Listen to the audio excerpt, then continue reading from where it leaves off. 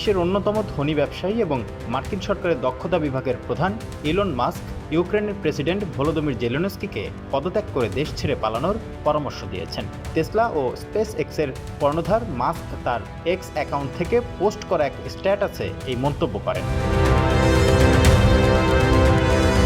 Elon মাস্কের মতে ইউক্রেনে গণতন্ত্র ও শান্তি প্রতিষ্ঠার জন্য জেলেনস্কির উচিত দেশের মানুষের কাছে ক্ষমা চেয়ে একটি নিরপেক্ষ দেশে রাজনৈতিক আশ্রয় নেয়া।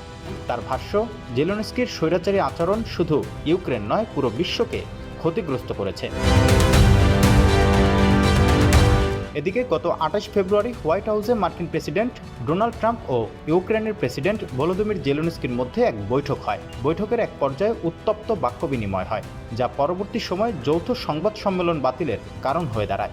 দুই দেশের মধ্যে বিরল খনিজ পদার্থ নিয়ে চুক্তি হওয়ার কথা থাকলেও তা পিছিয়ে যায়। ফক্স নিউজকে দেয়া এক সাক্ষাৎকারে জেলেনস্কি বলেন, আমি মনে করি ট্রাম্পেরই আমার কাছে ক্ষমা চাওয়া উচিত। তিনি আরও বলেন, আমি মার্কিন প্রেসিডেন্ট ও আমেরিকান জনগণকে সম্মান করি, কিন্তু আমাদের সততা বজায় রাখতে হবে। এর পরপরই যুক্তরাষ্ট্র ইউক্রেনকে সামরিক সহায়তা দেওয়া থেকে সরে আসার ঘোষণা দেয়। এর জের ধরেই সুর নরম করতে বাধ্য হন জেলেনস্কি। এখন তিনি বলছেন, ইউক্রেন যে কোনো সময় এবং যে কোনো শর্তে যুক্তরাষ্ট্রের সঙ্গে নিরাপত্তা ও খনিজ সম্পদ বিষয়ক চুক্তি করতে রাজি আছে। এই পরিস্থিতিতে ইউক্রেনের রাজনৈতিক ভবিষ্যৎ কোন পথে মোড় নেয় সেটাই এখন বড় প্রশ্ন।